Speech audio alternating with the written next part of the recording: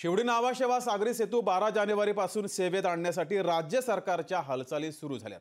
पंतप्रधान नरेंद्र मोदी यांच्या हस्ते या सागरी सेतूचं उद्घाटन करण्यात येणार आहे। या सागरी सेतूवर वाहनांना किती टोल असणार याकडे वाहन चालकांचं लक्ष होतं। अखेर या सागरी सेतूवरील टोल रक्कम निश्चित केली गेली आहे। शिवडी नावाशेवा सागरी सेतूवर 500 रुपयांचा टोल असणार आहे। मात्र या सागरी सेतूवर 250 रुपयांचा टोल असेल। 500 रुपयांचा टोल असणार अशी चर्चा सुरू होती, मात्र 250 रुपयांचा टोल असणार आहे। मात्र या टोल नंतर सरकारवर विरोधकांकडून जोरदार टीकास्त्र डागलं गेलंय। दर ठरलेले आहेत।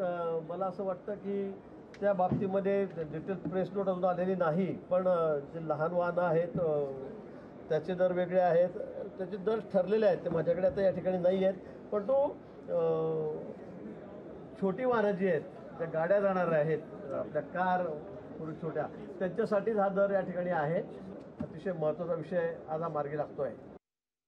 मुंबईतील सर्वात महत्त्वाकांक्षी प्रकल्प नावाशेवा लिंक रोड हा तयार झालेला आहे। येणाऱ्या 12 जानेवारीला त्याचं उद्घाटन होणार आहे। तो सरकारने ज्या पद्धतीचे टोलचे जे शुल्क आहेत हे 250 रुपये निश्चित केलेलं आहे। खरं पाहिलं तर निवडणुका जवळ आहेत, त्यामुळे सरकारने 500 रुपयाचा प्रस्ताव आहे तो 250 रुपये केलेला आहे।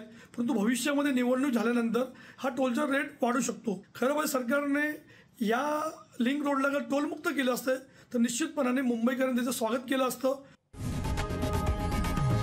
लोकशाही मराठी ऐका, पहा, जागरूक रहा।